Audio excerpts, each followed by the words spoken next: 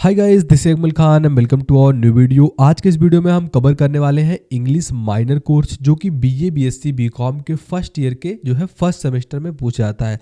बहुत ज़्यादा इंपॉर्टेंट हो जाता है क्योंकि इसके वीडियोस आपको बहुत कम मिलने वाले हैं इंटरनेट पे।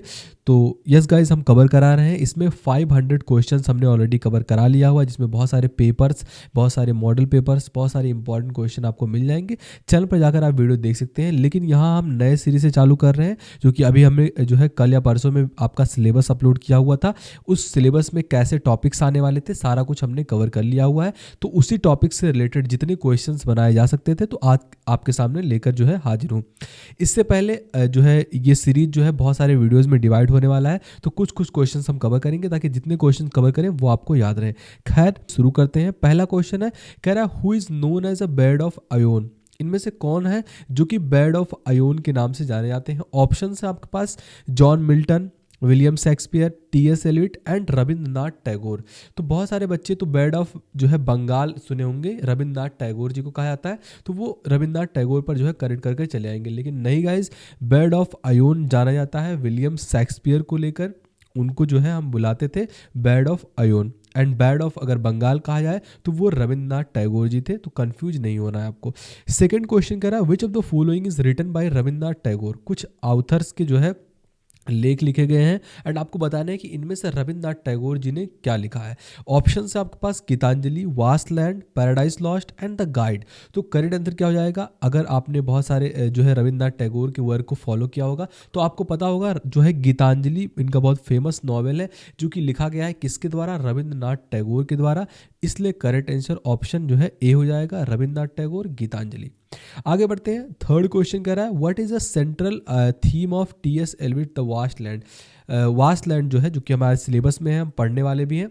तो ये वास्ट लैंड जो है टी.एस. एलियट द्वारा लिखा गया है। ये आपको पहला क्वेश्चन पता होना चाहिए, क्योंकि बहुत सारे एग्जाम में ये भी पूछ लेता है कि टी.एस. एलियट का लिखा गया लेख कौन सा है। ऐसे पिछला क्वेश्चन आपका था, तो कौन वो है लेख? The waste land. अब लेकिन आपसे पूछ रहा है इसका सेंट्रल थीम क्या था। क्या वो जो पोएम आपके सामने दिख रहा है, जो नोवेल आपके सामने दिख रहा है वास्ट लैंड, ये जो है लव एंड रोमांस से उठाया गया है, स्पिरिचुअल डिसोल्यूशन से उठाया गया है, जो है पॉलिटिकल आपका रेवोल्यूशन से उठाया गया है, या नेचर एंड ब्यूटी से उठाया गया है? तो जो आपका सेंट्रल आइडिया है जो द वास्ट लैंड का, जो कि लिखा गया है टी.एस. एलियट द्वारा, उसका जो सेंट्रल थीम है वो है स्पिरिचुअल डिसोल्यूशन। इसलिए करेक्ट आंसर ऑप्शन जो है आपका बी हो जाएगा। आगे बढ़ते हैं। फोर्थ क्वेश्चन कह रहा है which Indian author wrote the God of small things. The God of small things किसके द्वारा लिखा गया है और वो भारतीय होना चाहिए?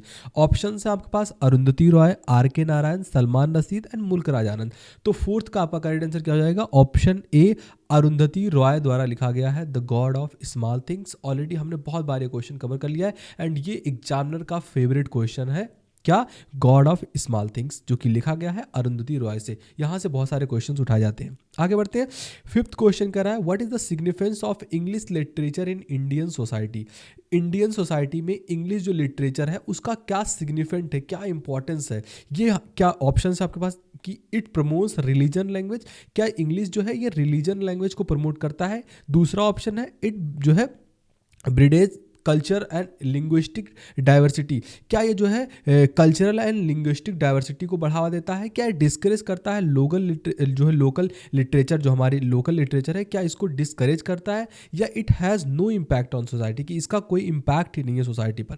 तो करेक्ट आंसर क्या हो जाएगा? आई होप आप सभी को पता होगा कि ये तो ना हमारी सोसाइटी को जो है इम्पैक्ट करता है, बिल्कुल इम्पैक्ट करता है सोसाइटी को। क्योंकि आप देखेंगे बहुत सारी ऐसी कंपनीज हैं जहाँ बस इंग्लिश बोला जाता है, या फिर आप कम्युनिकेशन के लिए अगर इंग्लिश को जो है प्रेफर करते हैं तो आपको लोग इंटेलिजेंट समझते हैं। ये मेरा मानना नहीं है, बाकी ये सोसाइटी का मानना है कि ऐसा होता है। जो लोग इंग्लिश बोलते हैं उनको ज़्यादा महत्व दिया जाता है। तो इसलिए जो है डी आपका ऑप्शन रॉन्ग हो जाएगा। तो ये डिस्करेज करता है लोकल लैंग्वेज को, तो ये बिल्कुल नहीं करता है। And it promotes religion language, तो इसका कोई रिलेशन से जो है रिलीजन से रिलेशन नहीं है। तो करेक्ट आंसर ऑब्वियसली आपका ऑप्शन बी करेक्ट हो जाएगा। इस तरीके से अगर आपको एग्जैक्ट जो है ऑप्शन नहीं पता है, देन आप इसको जो है ऑप्शंस को एलिमिनेट करके भी सही ऑप्शन तक जा सकते हैं। आई होप ये क्वेश्चन आपको समझा होगा। आगे बढ़ते हैं। सिक्स्थ क्वेश्चन कह रहा है who wrote paradise lost. Paradise lost जो है बहुत ही फेमस जो है नॉवेल है, किसके द्वारा ये आपको बताना है। विलियम वर्ड्सवर्थ के द्वारा, जॉन मिल्टन के द्वारा जो लिखा गया है, थॉमस हैडी के द्वारा, सरोजनी नायडू के द्वारा। तो जो पैराडाइज लॉस्ट है ये लिखा गया है किसके द्वारा, विलियम वर्ड्सवर्थ के द्वारा। बहुत बार एग्जाम में ये क्वेश्चन पूछा गया है। आगे बढ़ते हैं। सेवंथ क्वेश्चन कह रहा है which of the following is a play by William Shakespeare. इनमें से कौन सा ऐसा प्ले है जो कि विलियम शेक्सपियर द्वारा जो है प्ले किया गया है। तो ये क्वेश्चन पूछ रहा है। ऑप्शंस आपके पास मैकबेथ, या फिर आपका द प्रिल्यूड, या वास्टलैंड, या गीतांजलि। तो सेवंथ का आपका करेक्ट आंसर क्या हो जाएगा, ऑप्शन है मैकबेथ जो है ये विलियम शेक्सपियर का बहुत ही फेमस प्ले है। तो उन्होंने 54 सोनेट्स लिखे हुए थे विलियम शेक्सपियर ने, वगैरह वगैरह। तो ये सोनेट्स वगैरह एंड प्लेज वगैरह पूछ लेता है। तो ऑप्शन आपका ए करेक्ट हो जाएगा।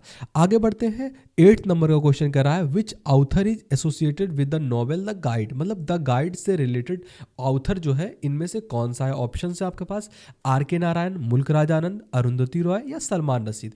तो 8th का आपका करेक्ट आंसर क्या हो जाएगा, आर के नारायण। जो नोवेल है एसोसिएटेड है द गाइड से, मतलब उसको लिखने वाले द गाइड कौन है, आर के नारायण। ऑप्शन आपका ए करेक्ट हो जाएगा।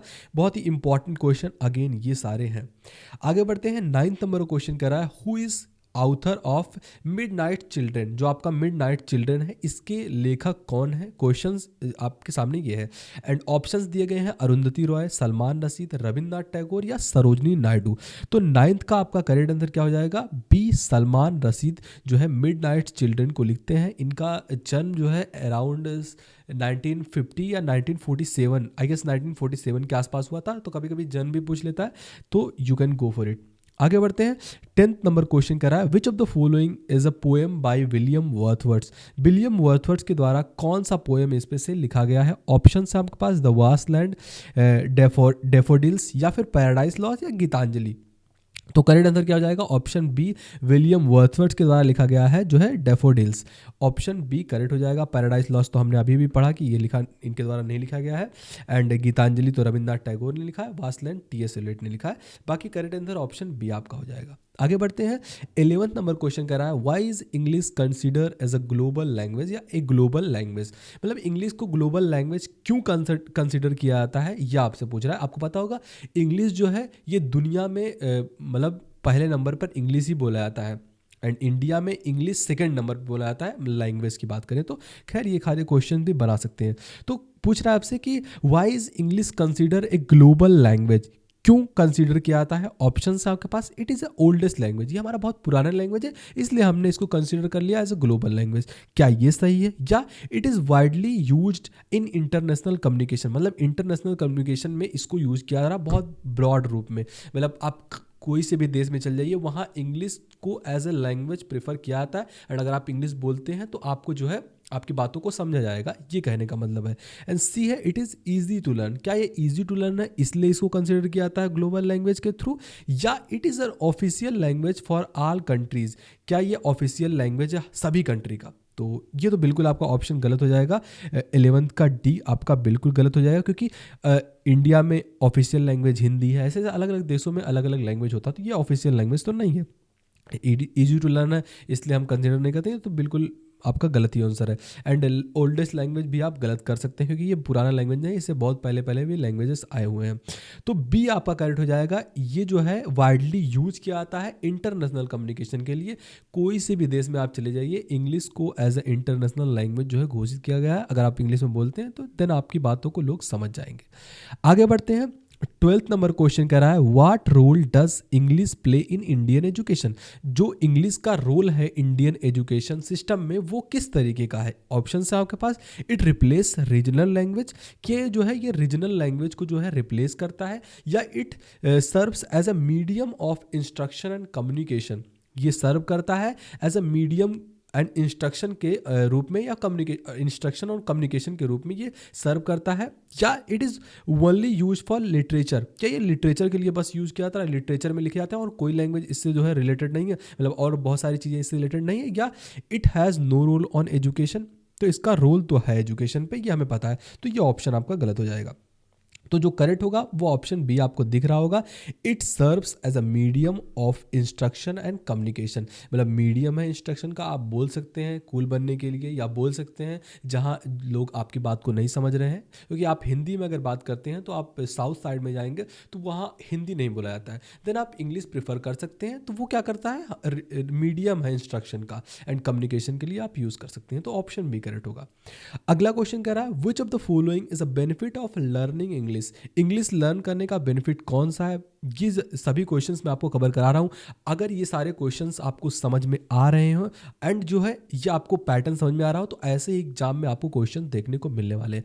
क्वेश्चन है which of the following is a benefit of learning English, अगर आप इंग्लिश सीखते हैं तो उसका क्या बेनिफिट है। लिमिटेड कैरियर अपॉर्चुनिटीज आपके पास रहेंगे, या एक्सेस टू ग्लोबल नॉलेज, या जो है आपका आइसोलैंड एंड लोकल कल्चर के लिए बढ़िया रहेगा, या डिक्रीज कम्युनिकेशन स्किल। तो डिक्रीज कम्युनिकेशन स्किल तो नहीं, क्योंकि ये जो इंग्लिश है इसके बेनिफिट है कि ये इंक्रीज करता है आपके कम्युनिकेशन स्किल को, बेहतर बनाता है। तो डी तो आपका बिल्कुल गलत हो जाएगा। तो करेक्ट आंसर क्या हो जाएगा, option B access to global knowledge. इसके थ्रू बहुत सारे ऐसे जो है आपको लिटरेचर्स मिल जाएंगे, बहुत सारे ऐसे फ्रिक्शन बुक मिल जाएंगे, बहुत सारे ऐसे ऑथर्स के बुक मिल जाएंगे जो अगर किसी भी लैंग्वेज में पब्लिश नहीं हुआ है लेकिन वो इंग्लिश में पब्लिश हुआ, तो मतलब आप अगर जो है इंग्लिश सीखते हैं तो आपको एक जो है ग्लोबल लैंग्वेज की नॉलेज हो जाएगी, बहुत सारी जगहों पर क्या हो रहा है आप जान सकेंगे। तो ये क्वेश्चन का पॉइंट था। आगे बढ़ते हैं। 14 नंबर क्वेश्चन कह रहा है what is the significant of English in Indian literature, इसका क्या सिग्निफिकेंट है। तो वो वीडियो बहुत लंबा ना हो जाए इसलिए हम धीरे धीरे इसको कवर कर रहे हैं। आई होप ये आप जो है समझ रहे होंगे। 14 का क्वेश्चन यही पूछ रहा है कि सिग्निफिकेंट क्या है, तो it provides a platform for global recognisation, इसलिए इसको जो है कंसीडर किया था, इसलिए ऑप्शन बी आपका करेक्ट हो जाएगा। 15 नंबर क्वेश्चन कह रहा है which author Indian author wrote primarily in English, मतलब सबसे पहले इंग्लिश में किस ऑथर ने लिखा था अपना लेख, तो ये क्वेश्चन पूछ रहा है। तो करेक्ट आंसर ऑप्शन सी हो जाएगा। आर के नारायण ने सबसे पहले इंग्लिश का जो है रोड जो है इंग्लिश जो है लिखा था, इंग्लिश में अपने लिटरेचर को वगैरह वगैरह जो भी चीज़ें आर के नारायण ने पहले लिखा था। ऑप्शन सी करेक्ट हो जाएगा। आगे बढ़ते हैं। 16 नंबर क्वेश्चन कर रहा है विच आर्टिकल इज यूज। अब यहाँ से आपके ग्रामर के क्वेश्चंस बन रहे हैं, क्योंकि एक क्वेश्चन का पैटर्न होता है, पहले कुछ आउथर से रिलेटेड क्वेश्चन पूछे जाते हैं एग्जाम में आपके, फिर जो है आपका इंग्लिश से रिलेटेड क्वेश्चन पूछे जाते हैं, क्योंकि इंग्लिश माइनर पढ़ रहे हैं तो वहाँ इंग्लिश से रिलेटेड क्वेश्चन होंगे, फिर आपके जो है सोसाइटी से रिलेटेड थोड़े बहुत क्वेश्चन उठाए जाएंगे, फिर अगेन आपका ग्रामर वगैरह आ जाता है, सीबी वगैरह आ जाता है, एस से जो है आपका सिनोनिम एंटोनिम या प्रीपोजिशन, ये सारे क्वेश्चन। तो कह रहा है which article is used before a word starting with an vowel sound, अगर कोई वोवेल साउंड से स्टार्ट करता है कोई वर्ड तो उसके पहले क्या लगाते हैं। तो अपने हिंदी में सुना होगा स्वर एंड व्यंजन, तो वॉवेल के पहले जो भी स्टार्ट होता है उसके आगे कुछ एक्सेप्शन को छोड़कर एन का यूज़ किया जाता है, जो कि ए ई आई ओ यू ये सारे आपके जो है वॉवेल्स हैं। तो इस तरीके से आप लगा सकते हैं। तो करेक्ट आंसर ऑप्शन जो है आपका बी हो जाएगा। आगे बढ़ते हैं। ये ऑप्शन आपका बी करेक्ट हो जाएगा, एन। 17 नंबर क्वेश्चन कह रहा है what is the plural form of child, child का जो है प्लूरल फॉर्म क्या है, क्या जो है चाइल्ड्स है, चिल्ड्रेन है, या फिर जो है चिल्ड्रेस है, या फिर चिल्ड्रेन है। तो आई होप सभी को ये क्वेश्चन पता होगा कि सिंगुलर आपका चाइल्ड है तो इसका प्लूरल क्या हो जाएगा, चिल्ड्रेन हो जाएगा। और बेसिक क्वेश्चन है। 18 नंबर क्वेश्चन कह रहा है which of the following is a synonym of happy. तो सबसे पहले सिनोनिम क्या होते हैं, हिंदी में इसे समानार्थी शब्द कहते हैं। अगर और जो है रिलेट करके बोला जाए तो मतलब ये जो है एक ऐसे शब्द जो दो शब्दों का मतलब एक हो, मतलब मीनिंग जो है मिल रहा हो, मैच कर रहा हो, उसे सिनोनिम कहते हैं। आई होप आपको पता होगा। तो सिनोनिम हैप्पी का क्या होगा, मतलब खुशी का सिनोनिम क्या होगा। तो सैड तो होगा नहीं, क्योंकि ये जो है बिल्कुल खुशी से तो मैच नहीं कर रहा है, ये आपका एंटोनिम है। बल्कि एंग्री तो होगा नहीं, एंड बोर्ड तो होगा नहीं। तो करेक्ट आंसर ऑप्शन बी हो जाएगा, joyful is a synonym of happy. आगे बढ़ते हैं। अगला क्वेश्चन कह रहा है what is the correct phrase. Phrase आपके सामने आपको बताना है कि फ्रेज क्या भरा जाएगा। The cat is sitting the table, तो वहाँ आप क्या भरेंगे, ऑन भरेंगे, इन भरेंगे, एट भरेंगे, या फिर अंडर भरेंगे। तो आपने अगर फ्रेज के बारे में पता हो तो अगर कोई चीज़ कैट इज सिटिंग, अगर कोई जुड़ा है कोई चीज़ किसी चीज़ से, तो वहाँ आप ऑन का यूज़ करते हैं। ऐसे बहुत सारे सिनारियोज होते हैं, अगर आप कहेंगे तो हम स्पेसिफिक चीज़ों पर भी वीडियो बनाकर अपलोड कर देंगे। तो अगर कहीं भी डाउट हो तो let me know in comment box, मैं सारे क्वेश्चंस का आपका आंसर देने वाला हूँ।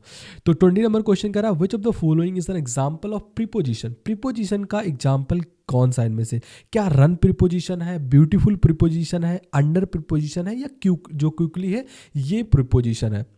तो करेक्ट आंसर क्या हो जाएगा? ऑप्शन सी अंडर जो है ये एक प्रीपोजिशन है, इसलिए करेक्ट आंसर ऑप्शन जो है आपका सी हो जाएगा।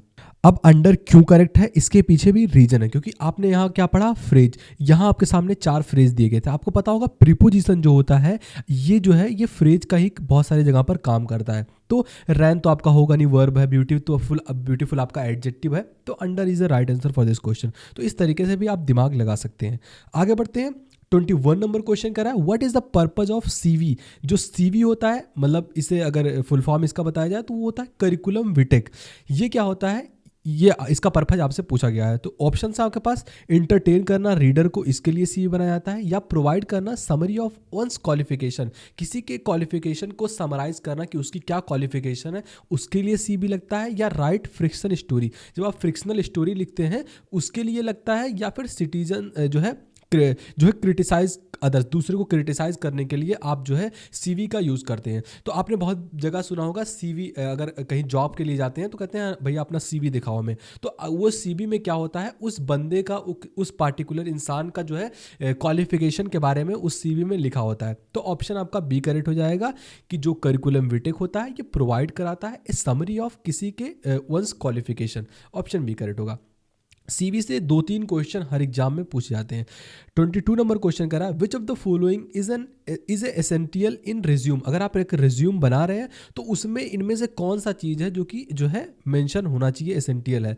क्या पर्सनल हैबिट्स के बारे में आप रिज्यूम में लिखते हैं? Resume is a kind of similar to जो है सीवी। तो पर्सनल हैबिट्स के बारे में आप लिखते हैं, वर्क एक्सपीरियंस के बारे में लिखते हैं, फ्रिक्शनल जो आपके जो फ्रिक्शनल जो अचीवमेंट्स हैं उनके बारे में लिखते हैं, या रिलेवेंट डिटेल्स के बारे में लिखते हैं। तो करेक्ट आंसर क्या हो जाएगा? 22 का आपका ऑप्शन बी। जब आप कोई भी रिज्यूम बनाते हैं, किसी ऑफिस में आपको जॉब चाहिए तो रिज्यूम वगैरह बनाते हैं, तो वहाँ आप अपने वर्क एक्सपीरियंस के बारे में जो है मेंशन करते हैं ताकि आपका नौकरी जल्दी से लग पाए। तो ऑप्शन बी करेक्ट होगा। अगला क्वेश्चन करा, what is a tone of formal letter. जो फॉर्मल लेटर होता है उसका टोन किस तरीके से होता है? कैजुअल होता है, हार्मोनस होता है, या फिर आपका पोलाइट एंड प्रोफेशनल होता है, या फिर आपका सरकास्टिक रूप में आप लिखते हैं? तो करेक्ट आंसर क्या हो जाएगा? Option C. अगर आप जो है फॉर्मल लेटर लिख रहे हैं जो कि बेसिकली जो है बिजनेस के फील्ड में लिखा जाता है, तो वहाँ आपका टोन जो होगा, मतलब आप जिस तरीके से लिख रहे होंगे वो जो लहजा होगा वो पोलाइट एंड प्रोफेशनल होगा, इसलिए ऑप्शन सी करेक्ट होगा। आगे बढ़ते हैं। 24 नंबर क्वेश्चन कर रहा है, which of the following is a key component of a cover letter. जो लेटर कवर है, जो लेटर है उसके कवर पर की कंपोनेंट क्या होता है? एक जोक होता है, या एक summarise of your summary of your qualification होता है, या फ्रिक्शनल स्टोरी होता है, एक क्रिटिसिज्म ऑफ ए कंपनी, किसी कंपनी का क्रिटिसिज्म करते समय आप जो है लेटर के साथ कवर पे लगा देते हैं, कंपोनेंट कर देते हैं।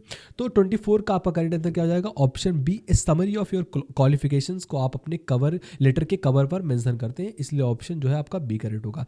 लास्ट क्वेश्चन आज का कह रहा है, what is the purpose of recommendation जो है लेटर। जो रिकमेंडेशन लेटर होता है इसका क्या उद्देश्य होता है, ये पूछा गया है। किसी को क्रिटिसाइज करना, दूसरा ऑप्शन है टू प्रोवाइड ए जो है कैरेक्टर रेफरेंस, इसके लिए होता है, चार्टर रेफरेंस के लिए होता है, या फिर टू एंटरटेन द रीडर को एंटरटेन करने के लिए होता है, to list personal habits hobbies को जो है लिस्ट करने के लिए होता है। तो जो है करेक्ट आंसर क्या हो जाएगा? 25 का आपका option B, to provide charters जो है रेफरेंस के लिए आप रिकमेंडेशन लेटर को लिखते हैं, इसलिए ऑप्शन बी करेक्ट हो जाएगा। आई होप सारे क्वेश्चन आपको समझे होंगे। अगर कोई से भी क्वेश्चन में थोड़ा सा भी डाउट हो तो let me know in comment box. इसके बाद हम 25 क्वेश्चन आपका अगली वीडियो में ऐसे 25 क्वेश्चन करके लगभग आपके 200 जो है 200 क्वेश्चंस कवर कर लेंगे। अगर 200 क्वेश्चन आप देख लेते हैं दैट डेफिनेटली आपको एग्जाम में कोई फेल नहीं कर सकता है, ये मेरा गारंटी है, क्योंकि मैं सारे जो ऑप्शंस हैं इनके पीछे रीजन भी बताते चल रहा हूँ। तो मिलते हैं आपसे वीडियो में, तब तक के लिए बाय बाय।